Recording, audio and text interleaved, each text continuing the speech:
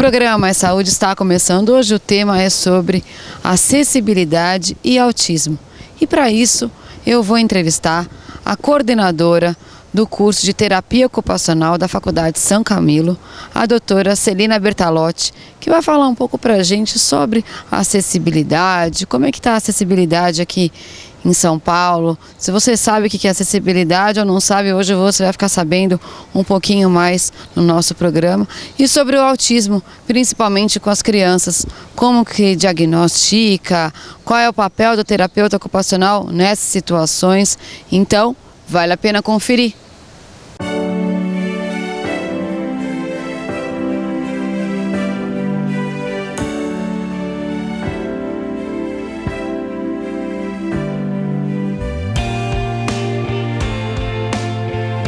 Doar sangue é um ato de solidariedade que eu, você, todos nós devemos praticar. Doe sangue, faça disso um hábito. Essa corrente precisa de você. Seja um doador, um grande ato incentivado e apoiado pelo SUS.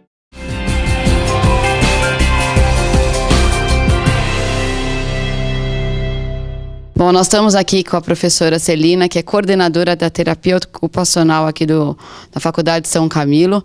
A doutora Celina Bertalotti, ela vai falar um pouco para a gente sobre o autismo e também a parte de acessibilidade que a gente tem em alguns lugares aqui em São Paulo. Tudo bem, professora? Tudo bem, um prazer estar aqui conversando com você. Prazer é o meu. Professora, vamos começar um pouquinho falando sobre acessibilidade aqui em São Paulo. Como a senhora enxerga essa parte de acessibilidade? Olha, nós já tivemos muita evolução. De uns 10 anos para cá, eu diria que já melhorou muito, inclusive porque hoje nós temos leis mais rígidas que obrigam, né, a próprio poder público, os estabelecimentos comerciais, né, a garantirem o acesso universal, a que todas as pessoas têm acesso.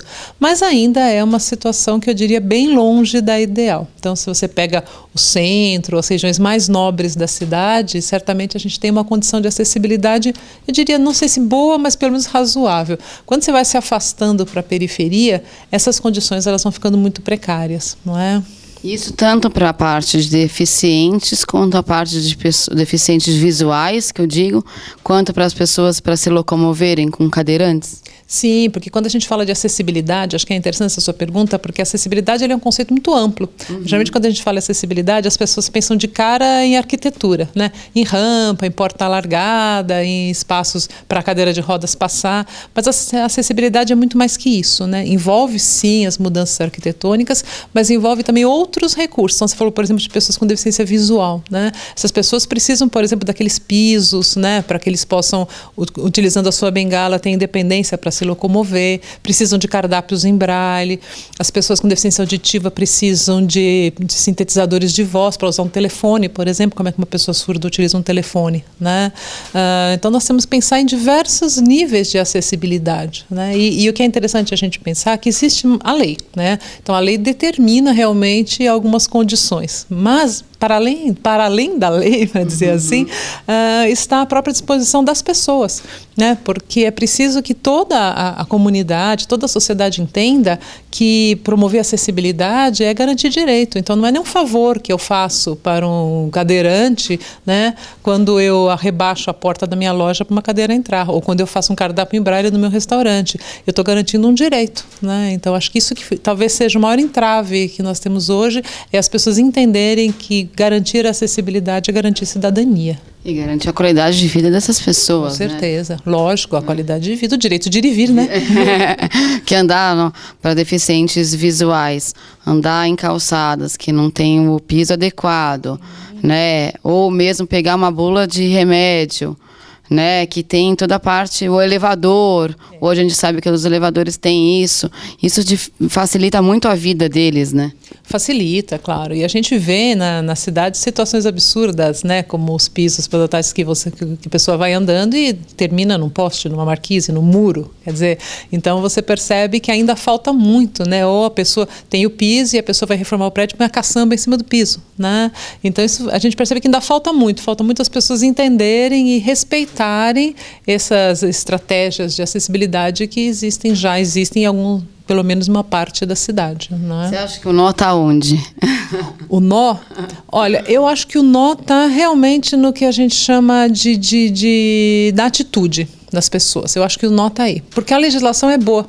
Se você pega a legislação, ela é muito boa. A legislação ela é muito ampla, é muito moderna, né? Mas eu acho que o nó está exatamente nas pessoas entenderem que a deficiência não é um problema do outro.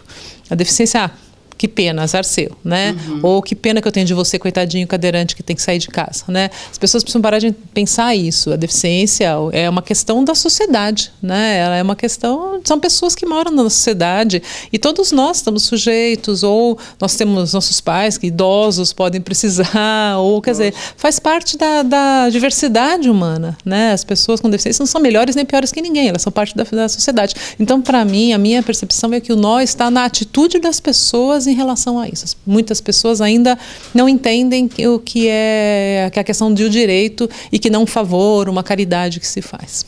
A gente sabe que na ACD tem muitas crianças, né, que são cadeirantes, né, e o desafio do dia a dia é gigantesco, não só para as crianças, mas como para os pais dessas crianças.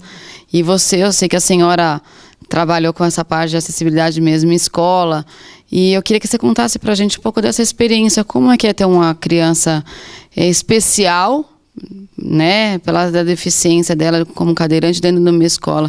Como é que é a estrutura, a aceitação das outras crianças? Olha, toda a minha experiência com a escola, ela tem mostrado que as crianças, de uma maneira geral, aceitam muito bem. Principalmente as crianças menores, né? Que ainda estão um pouco menos contaminadas pelo esse olhar da sociedade, né? As crianças, no geral, aceitam muito bem, e as crianças, elas são muito levadas pela postura do adulto. Então, do professor, do coordenador, da própria equipe da escola. Então, a questão da aceitação e da inclusão dessas crianças na escola, nesse aspecto mais social, ela tem sido bem tranquila, ela é muito tranquila por conta justamente das próprias relações que vão sendo criadas. As maiores dificuldades que a gente encontra, às vezes, são dificuldades realmente do lado mais pedagógico, né? Da questão de como ensinar essa criança, como trabalhar com ela dentro de sala de aula, que são os trabalhos que a gente vai fazendo de apoio, vai acompanhando, mas a aceitação não tem sido um problema, principalmente por parte dos colegas.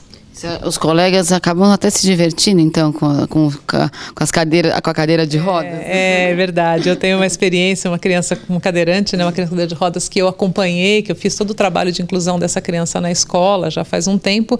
E essa criança, assim, a questão da cadeira de roda, que no começo era um susto, nossa, como é que faz, como é que empurra, virou um brinquedo. Todo mundo queria empurrar a cadeira de rodas, todo mundo queria andar na cadeira de rodas. Eles disputavam corrida de cadeira de rodas no meio do corredor, para desespero da coordenadora, né? Mas que é isso, assim, né? Quem é que nunca foi criança e nunca arrastou uma cadeira qualquer pelo meio, ou correu pelos corredores da sua escola, né? Então a gente mostrou que essa criança, como qualquer outra, tinha o direito de bagunçar, né? Então ela corria no meio dos corredores e todos corriam junto e todos queriam sentar na cadeira de rodas, né? E é isso, assim, quer dizer, quando você dá um status de naturalidade para aquilo que é parte da vida, né? Deixa de ser uma coisa, né? Um problema, nossa, uma cadeira de rodas, fica sendo ok, uma cadeira de rodas, e vamos correr, vamos brincar, e cuidado, foi atropelado pela cadeira do Joãozinho, que coisa. E assim é, né?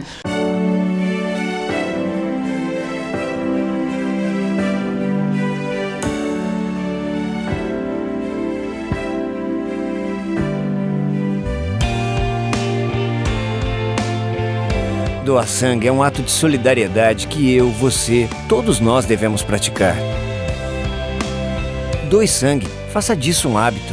Essa corrente precisa de você. Seja um doador, um grande ato incentivado e apoiado pelo SUS.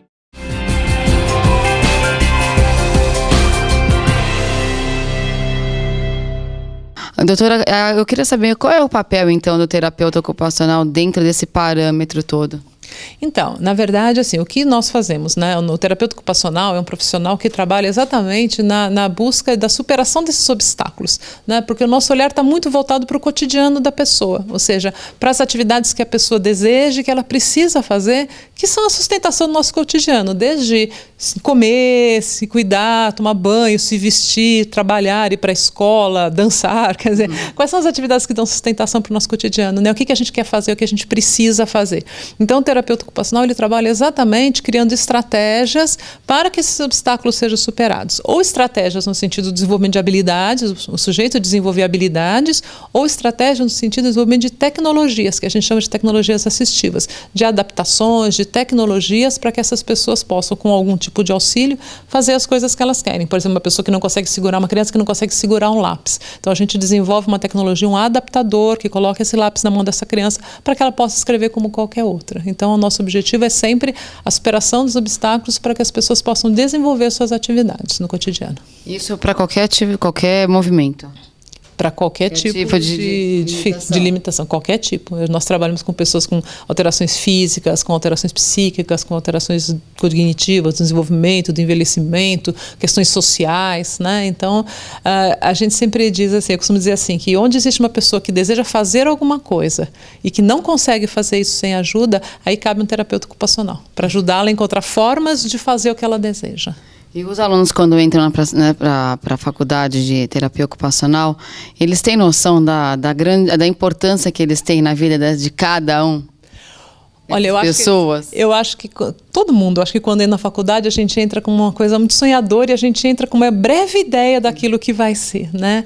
E o que a gente observa ao longo do curso é que as pessoas vão cada vez mais se apaixonando. Então elas vão se apaixonando mais pela profissão porque a gente vai apresentando para elas exatamente essa amplitude, né? Essa grande espaço de atuação e como você realmente vai fazer diferença na vida das pessoas. Então, às vezes o aluno entra com uma visão assim bem restrita, do tipo, eu quero trabalhar com criança com síndrome de Down porque eu acho bacana. E que é uma das áreas, né? Mas depois ele vai vendo outras coisas, ele descobre ele pode fazer isso, mas ele pode fazer uma porção de outras coisas, e como trabalhar com essa criança é muito maior do que o que ele pensava, que era sentar e atender essa criança, porque envolve família, envolve a escola, envolve a comunidade, né? Então, ele entra na escola, na faculdade, eu diria, com uma ideia superficial do que é a terapia ocupacional, e conforme ele vai entrando, ele vai aprofundando, ele vai conhecendo mais. A nossa observação é que eles vão se apaixonando cada vez mais. Ainda bem, né?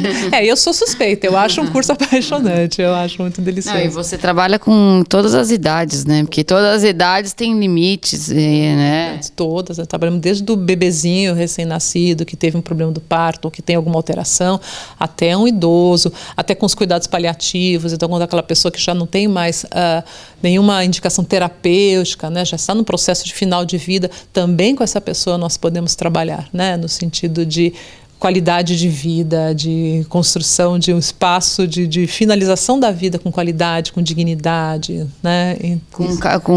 A gente sabe que o Brasil ainda é quase campeão, digamos assim, de acidente de trânsito, né? Não é? E isso envolve também essa parte de acessibilidade que a gente estava falando antes, sobre cadeirantes e tudo mais. E o terapeuta ocupacional deve ser muito importante nessa área. Com certeza, com certeza. A gente tem estatísticas que dizem que os acidentes de trânsito, eles trazem, no Brasil, eles fazem muito mais mutilados do que fizeram as guerras, né? Você vai pegar os mutilados na guerra do Iraque, os mutilados nos acidentes de trânsito do Brasil, nós temos muito mais. Porque tem uma coisa... muito mais também. E até aquela coisa, o acidente de trânsito, que é um horror, a pessoa morreu. Agora tem uma coisa que é o acidente de trânsito, e a pessoa ficou com as sequelas, né? Então, e são pessoas jovens. Se você vai no serviço de ortopedia, né? Hoje tem as questões das motos, né? Você tem muitas pessoas jovens, no auge da sua fase produtiva, que tiveram membros amputados, que ficaram paraplégicos, que ficaram, às vezes, com lesões neurológicas, por lesões nos cerebrais, né? Então, todo esse trabalho mesmo que a gente fala de reconstrução de um projeto de vida, né? Porque a pessoa vinha com um projeto de vida até aquele momento. O acidente, ele é uma ruptura, né? Ele rompe, né? Quem eu sou, quem eu desejo ser, o que eu desejo fazer. Então, a terapia ocupacional, ela trabalha muito com isso, assim, como é que a gente reconstrói esse projeto de vida? Como é que você pode continuar fazendo as coisas que você queria fazer? Ou como é que você pode descobrir coisas diferentes que agora você pode fazer para que a pessoa possa assumir o controle sobre sua própria vida de novo, ter autonomia e ser uma pessoa produtiva, que é o que todo mundo quer na sociedade, né? Não tenho dúvida. E a terapia ocupacional também trabalha com a parte de autismo. Agora a gente vai falar sobre o autismo. Como é que é esse trabalho com o autismo? O autismo é um tema que está bastante em voga agora, tem um personagem da novela, né, assim. O trabalho com autismo, eu acho um trabalho muito interessante, né. A criança com autismo é uma criança que ela tem algumas dificuldades muito específicas, né. Ela tem dificuldades nas relações, ela tem dificuldade na comunicação, né. É uma criança criança que ela tem dificuldade de compreender o mundo como nós compreendemos, né? O mundo deles, digamos assim. Eu diria de uma maneira assim, mas não provavelmente que ela tem o mundo deles, porque ele está no nosso mundo, né? Sim. Porque na verdade o que eu quero dizer assim, é uma criança que por algum motivo ela não consegue compreender o nosso mundo. E porque ela não consegue compreender, ela acaba evitando de participar dele, entendeu? Que é diferente de dizer que ela cria um mundo próprio, não é que ela cria um mundo próprio, mas ela se isola porque é um mundo que ela não entende. Imagina você chegar, sei lá, em Marte, uma sociedade que você não entende, que fala uma língua que você não entende, que você não sabe o que é. A tendência é você se isolar, né? Então essa impossibilidade, não é impossibilidade não, mas digamos que essa dificuldade da criança de partilhar o mundo é que vai acabando fazendo com que ela se isole, né? Então o trabalho com autismo é um trabalho muito bonito porque é justamente o trabalho de ajudar esta criança a poder participar da sociedade, do mundo como a gente faz, então, de construir linguagem, de compreender o mundo, de construir o significado dos objetos. Então, quando a gente pega uma criança com autismo, que é uma criança pequena, que brinca, né? Você pega a criança com autismo, ela está às vezes naquela brincadeira repetitiva, girando um objeto. E como é que a gente mostra para ela que aquele é um objeto que tem um significado, que tem uma função, que ela pode brincar com outra pessoa, né? Então, é um trabalho muito de construção, que a gente fala de construção do sujeito, né? Como é que eu me entendo como uma pessoa que faz parte da sociedade, que se comunica, que faz coisas juntas. É um trabalho muito bonito. Para os alunos da terapia ocupacional deve ser um desafio e tanto, né? Como é que é a carga energética, né? Eles precisam também de uma terapia interna, né? Sem dúvida. A gente sempre trabalha com os nossos alunos assim que a gente está formando terapeutas, né? E quando você escolhe ser um terapeuta, você escolheu cuidar do outro. E o outro não te procura porque ele está bem, feliz e bonitinho, né? O outro te procura porque ele está com algum problema, com alguma dor, com algum sofrimento. Então, escolher ser terapeuta é escolher acolher a dor do outro, né? E isso implica um trabalho de formação muito forte. Então, na formação do terapeuta ocupacional, além da formação técnica, científica, que é necessária, a formação do terapeuta é muito importante. Nós temos muitos laboratórios de formação, laboratórios de atividade, onde os alunos experimentam, eles discutem, eles analisam eles mesmos para eles tentarem entender o impacto daquela atividade neles mesmos, né? Isso desde o primeiro ano? Laboratório de atividades desde o primeiro ano. Desde que do primeiro ano eles têm laboratório de atividades e ao longo do curso, são 4 anos de curso, ao longo do curso nós temos muitas aproximações com a prática, né? A gente vai aproximando esse aluno gradualmente da prática. Então ele vai visitando lugares, ele vai conversando com profissionais, ele vai conhecendo a população-alvo, até que ele chega lá no último ano onde ele vai fazer os estágios supervisionados. E aí ele vai atender, sempre com a supervisão de um professor. E aí é o momento onde ele vai enfrentar mesmo, né? A sua... grande desafio, conhecimento, exatamente, né? A carga energética. Tudo aquilo que eu aprendi, tudo aquilo que me disseram, e aí de repente tem uma pessoa na minha frente, eu tenho que propor alguma coisa para ela, né? E é por isso que nesse último ano é estar supervisionado, porque ele tem um professor do lado dele, para que ele possa ir ganhando confiança e desenvolvendo as suas habilidades para depois que se formar e tocar a vida, né? E cada paciente é um paciente, né, professor? Cada paciente é um mundo. É um mundo. Eu sempre falo que é uma profissão para quem não gosta de rotina, porque não importa, todos os dias você vai encontrar com uma pessoa que é de um jeito diferente, que tem uma coisa que você nunca ouviu falar e que você vai ter que estudar. É uma profissão assim que você está o tempo todo tendo que parar e olhar para o outro e tentar entender quem é esta pessoa em particular. Quem é ela? O que ela precisa? Por que ela me busca? E que ela nunca vai ser igual a uma outra, né? Então a estratégia para um não é a mesma estratégia para o outro, né? Existem, obviamente, as técnicas, os procedimentos, mas eu sempre falo para o meu aluno assim, não adianta você querer encaixar a pessoa no procedimento. Esse procedimento é que vai ter que ser adaptado para essa pessoa em particular, né? Então é um exercício muito grande de análise do outro, né? De análise do sujeito, de compreender esse sujeito na sua totalidade, nas suas necessidades, seus desejos, suas expectativas, para tentar construir algo que seja para ele, singular, próprio, para aquela única pessoa. E agora é fácil identificar uma pessoa com uma criança com... Porque a criança é normalmente diagnosticada até os 3 anos, né? Que tá autismo, né? É fácil? Difícil? Como é que pode ser uma criança ser observada para levar para um terapeuta, enfim, para um médico? Geralmente, quando as famílias chegam com uma criança, né, com uma suspeita, eu sempre digo assim, que elas falam para a gente que essa criança é uma coisa estranha. Né? Porque eles olham para aquela criança e falam, essa criança é diferente dos meus outros filhos, ou diferente do filho da vizinha, diferente das pessoas que eu já vi. Então sempre tem essa questão dessa estranheza, né? A criança com autismo, ela tem algumas características que são particulares e que, como você falou, elas devem, para diagnosticar autismo, elas devem aparecer de uma maneira importante até os 3 anos de idade, né?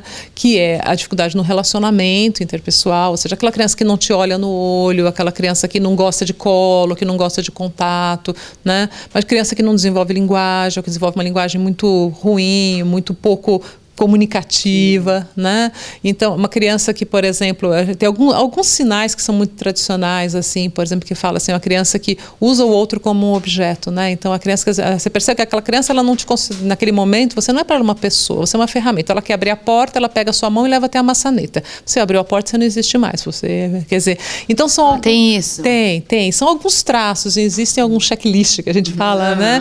Existem alguns traços, mas basicamente, quando a gente fala de autismo, a gente fala de dificuldade de comunicação, interação social e alguns comportamentos repetitivos, né? Que são aquelas estereotipias que as pessoas conhecem. Você fica balançando as mãos, fica se balançando, né? Mas isso são, vamos dizer assim, traços, né? O diagnóstico do autismo, ele deve ser feito por um profissional capacitado. Geralmente o profissional de entrada ou é um psiquiatra ou um neurologista, mas o diagnóstico geralmente é feito por uma equipe multiprofissional, porque é um diagnóstico complexo. Não é só assim, a criança se balançou, não olhou no meu olho, é autista. Não é assim. Precisa ser feito um estudo aprofundado, uma análise de comportamento, uma análise para poder realmente fechar um diagnóstico de autismo. Agora tem mais meninos ou meninas com autismo? Mais meninos. Por quê? Tem alguma explicação, professora? Não, na verdade, assim, o autismo é muito interessante. Existem muitos estudos sobre a causa do autismo, mas ainda não existe um estudo conclusivo, né? Hoje em dia, inclusive, as últimas classificações, eles têm até mudado, nem tento falar em autismo, eles falam de transtornos do espectro autista, né? Os TEA que eles falam, né?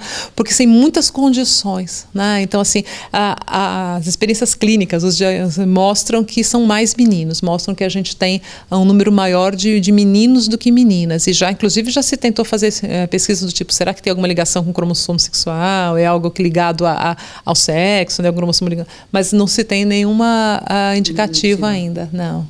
Assim, conclusivo. Deixa eu... Acho que acabou a memória.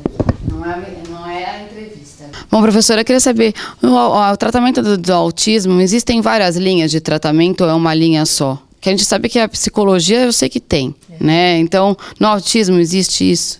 Existem várias linhas, vários tipos de abordagem, né? A gente pode dizer assim que, de uma maneira geral, bem genérica, assim, existem 2 linhas que são as principais. Uma linha que é uma abordagem mais comportamental e uma abordagem mais psicanalítica, mais para o lado da psicodinâmica, né? Que são, eu diria assim, são 2 formas de compreender o processo de desenvolvimento do autismo e os processos terapêuticos, né? Então, a gente teria essas 2 grandes abordagens. Fora isso, nós temos, independente da abordagem, você tem muitas outras estratégias. Então, por exemplo, existem muitas estratégias baseadas no brincar, na atividade lúdica, ecoterapia.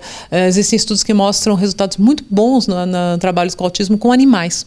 Então, nós temos, hoje em dia, muito forte que eles chamam de pet terapia. Né? Você já deve ter ouvido falar, né? Além da ecoterapia, que é uma parte dela que é bem conhecida, que é a terapia com cavalos, que isso é bastante utilizado, a pet terapia ela é muito utilizada, então com cachorros ou com outros animais, né? E tem se observado no autismo que esses trabalhos que envolvem animais, eles têm tido tem algumas pesquisas mostrando resultados muito interessantes, né? De como a criança ela vai desenvolvendo vínculo, ela vai conseguindo demonstrar afeto, que são coisas que são muito difíceis uma criança com autismo, e às vezes com o animal ela consegue. Esses trabalhos no exterior até com golfinhos, né? Que são trabalhos muito interessantes. Essa é uma área que tem sido bem estudada ultimamente no autismo, né? Os animais são tudo de bom, né? Animal é ótimo, né? Animal é ótimo. Se pra gente que não tem autismo já é uma grande terapia, imagina para quem tem algum tipo de problema, né? A relação com os animais, eu costumo dizer que a relação com o animal é muito limpa, né? A relação ela é muito sincera, pura. Ela é muito pura e é muito desinteressada, vamos dizer assim, né? Porque então e acho que a criança ela percebe isso muito, né? Então isso é bem legal. Isso e essa parte afetiva que você estava falando com os animais, isso aumenta sempre. E quando um autismo acaba perdendo um animal, ele sente a falta, a perda? Sente. Porque um dos mitos que se tem em relação ao autismo é que a criança com autismo não estabelece vínculos afetivos. É um mito, isso não é verdade. Ela tem dificuldade de reconhecer as pessoas, assim, mas ela se vincula sim, ela estabelece relações afetivas, né? Às vezes ela tem dificuldade de demonstrar esse afeto, que não quiser que ela tenha. Então, obviamente, como qualquer pessoa, a perda é algo que toca essa criança. criança. Às vezes ela pode expressar essa perda de um jeito diferente, ela pode expressar esse sentimento de uma forma que não seria aquela que a gente espera, né? Mas sim, ela expressa sentimento, ela sente falta, ela estabelece vínculos. Porque com uma criança normal, a gente sabe que é ótimo uma criança ter o contato com os animais, porque a gente vai crescendo e vai sabendo que a vida tem um começo, um meio e um fim. Agora, com crianças que têm autismo ou outras deficiências, eu não sei como é que é a relação delas com os animais, né? Que se é igual ou diferente. É a mesma coisa, na verdade, né? Acho que nesse ponto é a mesma coisa, né? E eu acho que para qualquer pessoa, para qualquer criança, né? Bom, professora, gostaria muitíssimo de te agradecer pela entrevista, pela aula que você nos deu sobre autismo, acessibilidade, inclusão social, que eu acho que isso é importantíssimo. Está faltando isso, muito mais do que já tem sido feito. Eu queria que você deixasse uma mensagem, acrescentar alguma coisa. Muito obrigada, fiquei muito feliz. Eu também fiquei muito contente, eu só queria agradecer, foi um prazer e assim, falar sobre as coisas que a gente ama, né, que a gente faz com paixão no nosso dia a dia, é sempre muito bom poder dividir isso com outras pessoas. Muito obrigada. Passar os conhecimentos, né, para as outras pessoas. Né? A gente vai sendo professora, né? Faz parte, né? É o nosso ofício, né? Muito obrigada, Priscila, gostei. Obrigada também.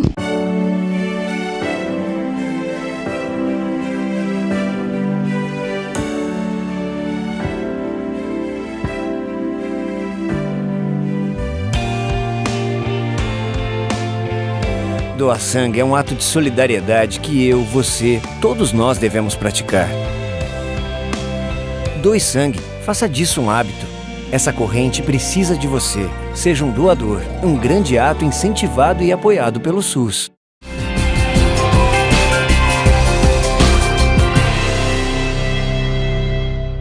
O programa É Saúde fica por aqui, eu espero que vocês tenham gostado. Hoje vocês ficaram sabendo um pouquinho mais sobre a parte de acessibilidade em São Paulo, o que está sendo feito, o que precisa ser melhorado, quais são as estratégias dentro das escolas, com crianças com deficiência física, como é que as escolas estão sendo preparadas para receber crianças com essa deficiência, as próprias crianças, como é que eles recebem os coleguinhas que têm uma cadeira de roda, tudo isso você ficou sabendo no nosso programa. E também ficou sabendo sobre a parte de autismo, como é que as crianças podem ser tratadas, diagnosticadas, qual é o papel do terapeuta ocupacional. Para isso eu entrevistei a Celina Bertalotti, que é coordenadora do curso de terapia ocupacional da Faculdade São Camilo.